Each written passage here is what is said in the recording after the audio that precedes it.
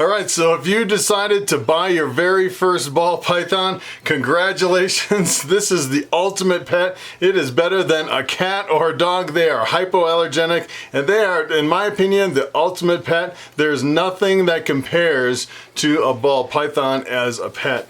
And in this video, I kind of want to go over the beginning to the end, pretty much buying, where you can buy your ball python, some of the options that you have, from the caging and the setup, all the way to the feeding, and maybe even to the breeding at the end. So let's start with where you can buy your ball python. So if you're thinking about buying something cheap, you're probably looking at something like this. This is what a normal ball python looks like. This is actually a scaleless head. It's as close as I have to a small, normal ball python. This is one of my hatchlings from last year. As a matter of fact, I breed ball pythons, and last year I had over 100 hatchlings, and this is one of the few that I have left there really in high demand, and there's a lot of people looking for ball pythons. It's the #1 snake, let me tell you. There's a lot of different colors and patterns, and a lot of people breeding them, and a lot of people just getting them for pets.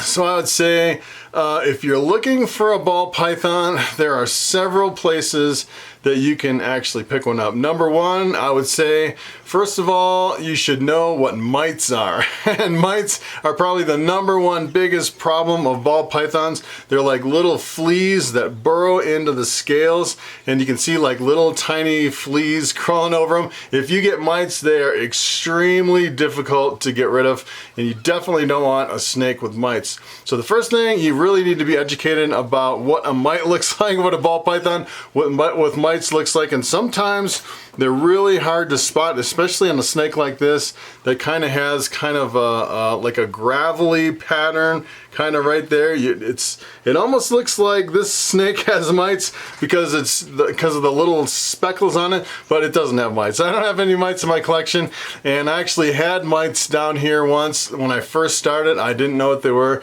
and that's the #1 thing you really have to be cautious of. The second thing is you have to figure out where you're gonna buy your snake. And I would say, I would probably recommend staying away from the big chain box stores, you know, the big pet stores, the big chains. There's a lot of them out there, and I won't mention any names, but there's a lot of people at those stores that really, I think they're not very well educated, and a lot of times the snakes are a little bit too young to be on the shelves selling at the stores, and they really don't get the proper care.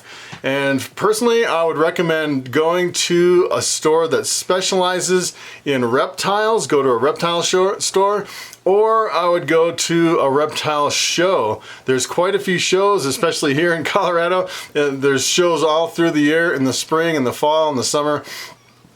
And you can meet the breeders, and you can see, you know, the differences between, you know, it's like I would say you go to a pet store and you have maybe a dozen snakes to choose from. Let me tell you, if you go to a reptile show, you know, like the Repticon or Reptilian Nation or the NARBC, you have literally hundreds, maybe even over 1,000 snakes to choose from, and you have a huge price range, all the way from, you know, I've seen ball pythons, normals typically sell anywhere from $20 to $100, depending on the availability and who's selling them, all the way up to, you know, the $10,000 and more for a snake. So it really depends on your budget and what you're looking for. And most people that are starting out, I'd say they're kind of looking for the cheapest ball python for their kids or something like that. And I would probably stay away from that mentality. I would spend a little more money and get something a little bit nicer.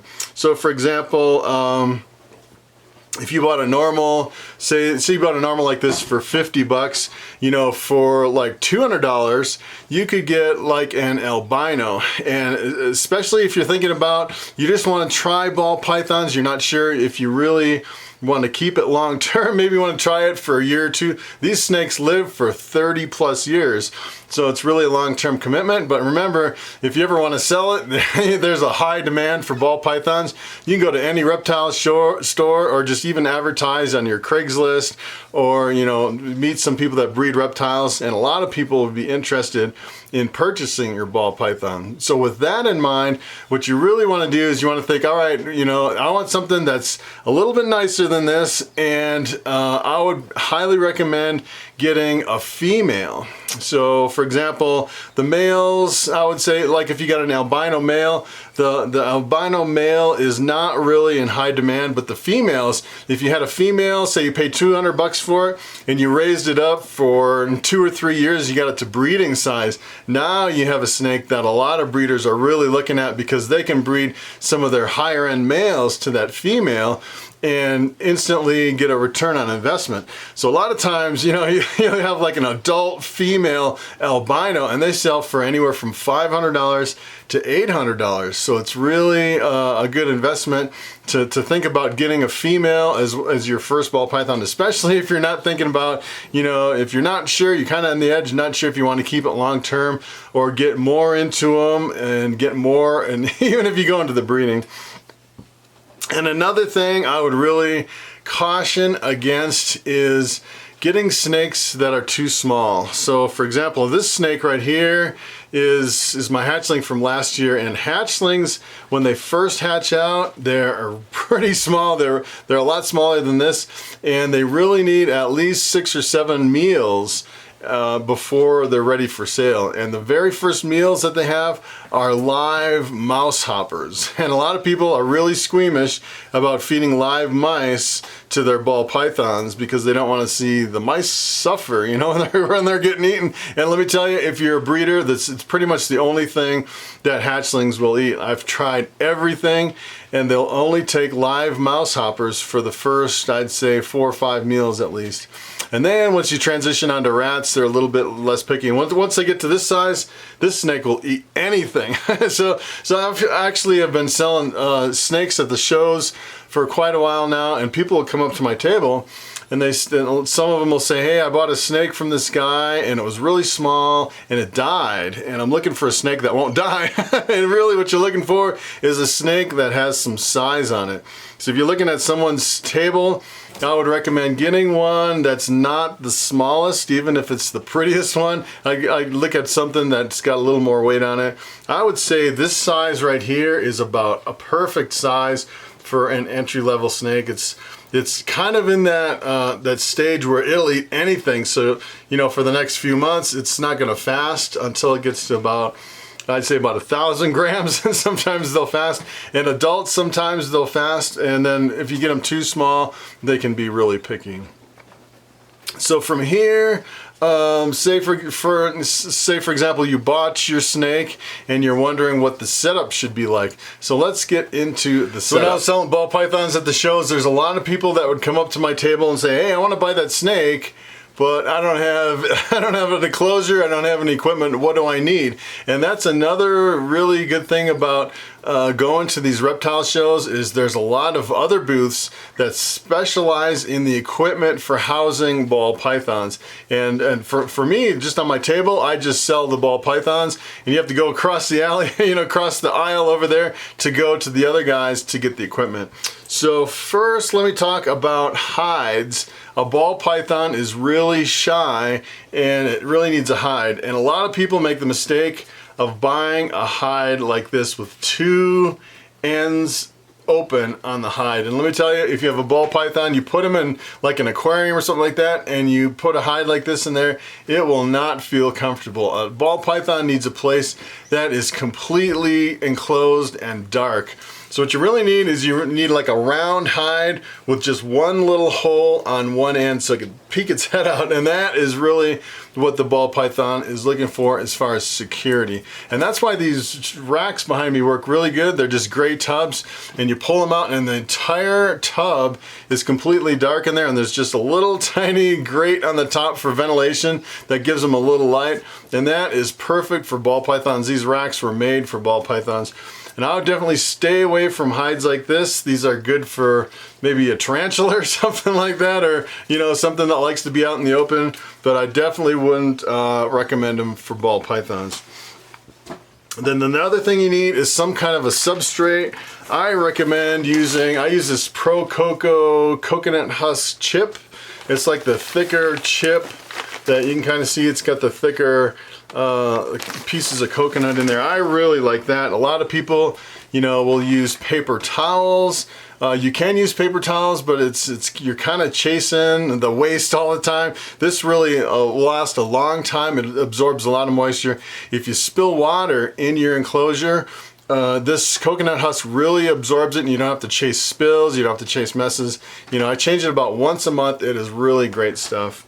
And then, speaking of water, you definitely want some kind of a little water bowl, and even just like something like this for, you know, an entry-level ball python kind of enclosure. Some people like them a little bit bigger so where the snake can soak in the water, but you really don't need that as long as they can get in there and take a drink.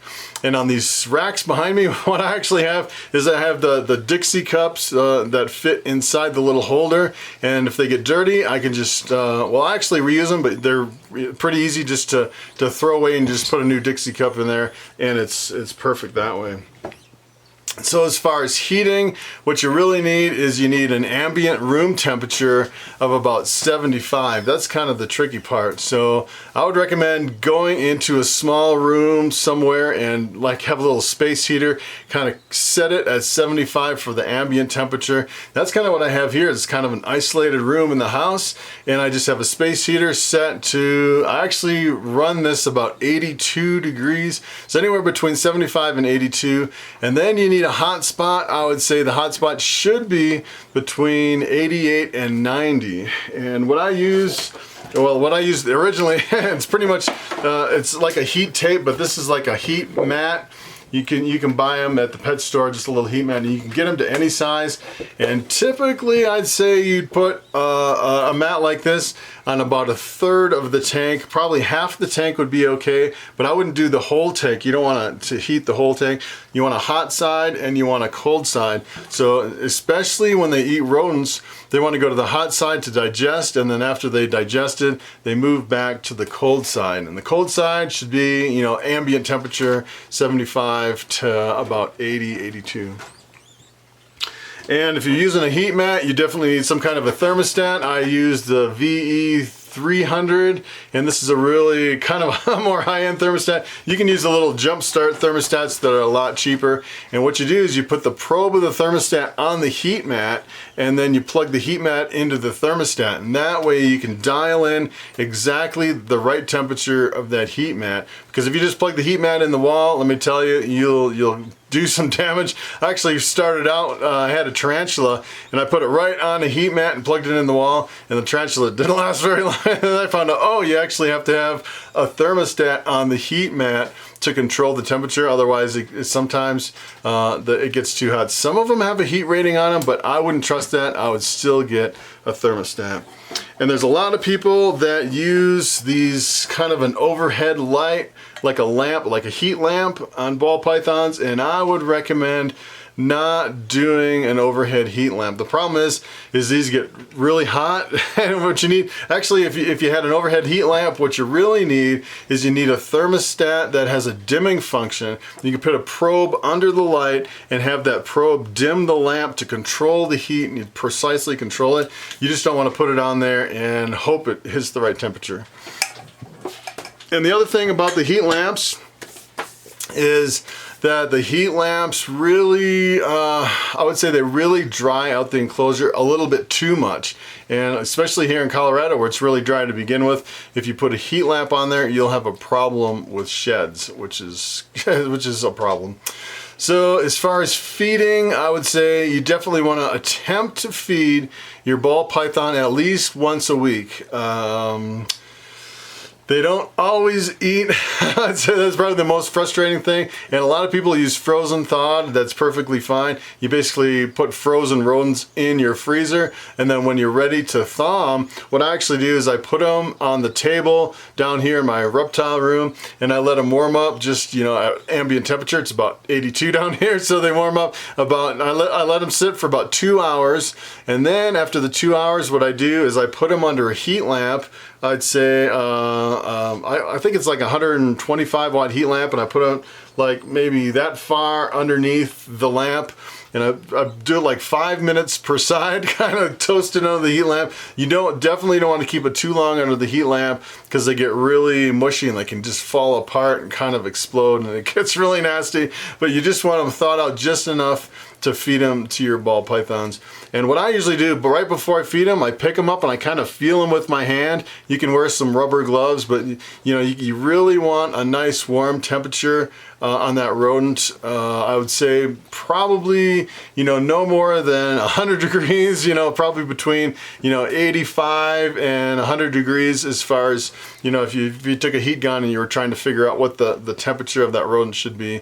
Pretty much it should mimic like the body heat of a live rodent or a little bit above that. So that's kind of what I'd shoot for. And some people actually take the frozen rodents, put it in warm water and thaw them. The kind of the caution on that is if you put them in warm water to thaw them, they can still have a frozen inner core. So you really have to make sure that it's not only thawed on the outside and warm on the outside, you have to make sure, kind of feel through the middle, that it's not cold on the middle. Because let me tell you, if you feed a rodent to your snake that's partially frozen or even cold on the inside, you can do some damage to your snake. So that's one of the things that I'd watch out for. So as far as getting your first ball python, you know, I would say they're kind of like potato chips. It's not really like you can just get one and pretty much stop there. It's kind of interesting. A lot of people get one and then they'll decide, hey, I don't like this ball python. As a matter of fact, some of my really high-end ball pythons, you know, some people bought all this equipment, and decide, hey, I don't really like ball pythons. They got out of it. And some people, they buy one and they end up kind of like me with hundreds of snakes and breeding them and selling them and just really getting involved in the reptile community. And I would say by far the ball pythons are the easiest pet, mainly because they can go a long time without food. So for example, you know, you're feeding your dog every day, and your cat, and with ball pythons, you feed them once a week, slide the tub closed, and you could go on vacation for a week, even 2 weeks, come back, open up the tub, and they're perfectly fine. It's almost like the perfect pet rock, and they're really friendly. And they never really bite. That's the thing about ball pythons. Compared to all other snakes, ball pythons are the least, will bite the least. And a lot of people, you know, they'll see like the ball python jump and they're like, oh, I'm afraid he's gonna bite me. Let me tell you, I can almost guarantee that the only time you'll get bit by a ball python is when you're feeding it and it misses the rat and hits your hand. That's almost the only time that ball pythons will ever bite you. And I would say, well, you know, the young ones kind of get a little confused because they don't really know the aggression and when to bite and when not to bite. I'd say 99% of my bites come from hatchling ball pythons, but usually once they mature and they get to a decent size, they're perfectly fine and they would never bite you. So that's pretty much it for the intro to ball pythons. Congratulations if you're thinking about getting one. It's a pretty exciting journey. That's it. Thanks for watching, and I will see you next time.